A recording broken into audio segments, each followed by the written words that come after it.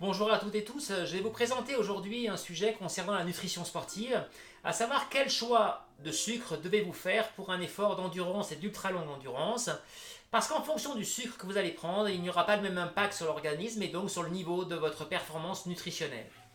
Alors, voilà un petit schéma qui va vous expliquer un peu les différents types de sucres. D'abord, un rappel, tous les sucres arrivent sensiblement en même temps dans le sang, autour de 35 à 45 minutes. Il n'y a donc pas de notion de sucre lent ou de sucre rapide, c'est une notion obsolète. En revanche, c'est après que les choses vont changer. Il y a en gros deux types de sucres. Les sucres qui vont avoir un très fort impact sur le taux de sucre dans le sang, qu'on appelle la glycémie. Et ces sucres-là sont un peu comme cette bouteille, avec un gros goulot. Donc, très vite, lorsqu'on va avaler, absorber les sucres, ils vont très vite arriver dans le sang en très grande quantité. Et là, ils vont en quelque sorte affoler le pancréas qui va déclencher une forte production d'insuline, qui est une hormone qui va capter les sucres pour les stocker.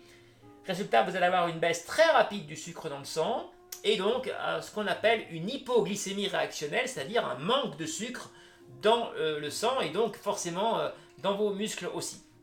Alors, il faut pondérer tout ça. L'hypoglycémie réactionnelle dépend aussi de l'intensité de l'effort. Plus l'effort est intense et plus le pancréas se met en quelque sorte en sommeil, en stand-by, et donc il n'y a pas d'impact ou très peu sur la glycémie.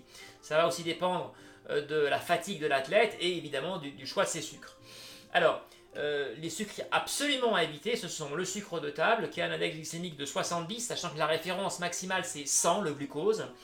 Le sucre de coco, qui est très tendance, mais qui est un sucre avec un index glycémique élevé, donc à éviter.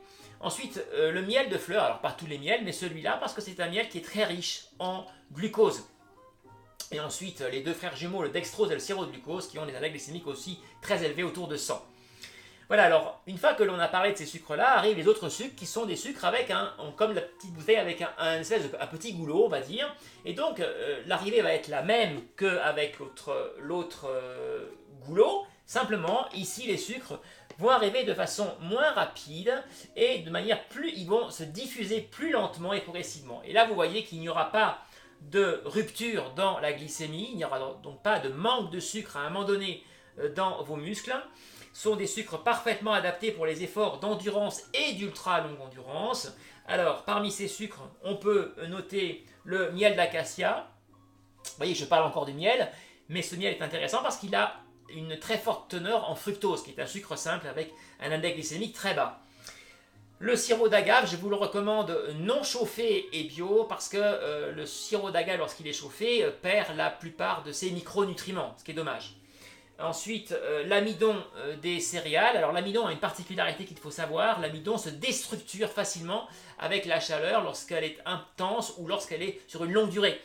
Et donc, en quelque sorte, l'amidon, en se déstructurant, va migrer d'un sucre avec une énergie progressive et lente vers un sucre, on va dire, avec une forte index glycémie et un fort impact sur la glycémie. Il est donc important pour les pâtes, notamment, de les manger al dente et croquantes pour éviter une trop forte déstructuration de l'amidon et donc transformer les pâtes en quelque sorte en sucre de table.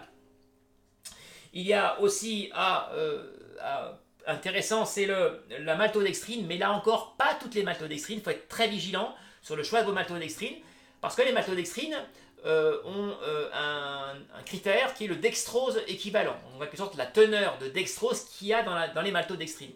Et si la teneur en dextrose, si le dextrose équivalent est important, eh bien vous vous approchez fort d'une maltodextrine qui va ressembler là encore à du sucre de table. Moi je vous recommande des maltodextrines avec un dextrose équivalent en dessous de 15, où là vous êtes sûr d'avoir une maltodextrine qui va avoir un index glycémique bas, voire très bas. Voilà, un autre élément très important dans les sucres, c'est celui du raffinage. En effet, les sucres raffinés ont perdu la quasi-totalité de leurs enzymes. Et les enzymes sont très importantes parce qu'elles vont pondérer l'acidité des sucres dans le sang. Et vous le savez comme moi, quand vous allez voir un dentiste, il n'est pas très content lorsque vous mangez des bonbons et des sucreries parce que ça crée des caries. Et donc cette acidité des sucres, eh bien, elle va être pondérée si vous prenez des sucres non raffinés avec la forte présence d'enzymes. Voilà, je crois avoir fait le tour avec vous de l'ensemble des grands éléments à retenir pour le choix des bons sucres et donc directement sur le choix de vos produits énergétiques. J'espère que cela va vous apporter des éléments de réponse pour vous éviter tout problème gastrique, puisque lorsqu'on prend des sucres notamment raffinés, avec la montée d'acidité, eh bien on a souvent des problèmes gastriques derrière et que l'on constate sur notamment les ultra-trailers qui enchaînent notamment les surconsommations de gel à base de dextrose ou de sirop de glucose.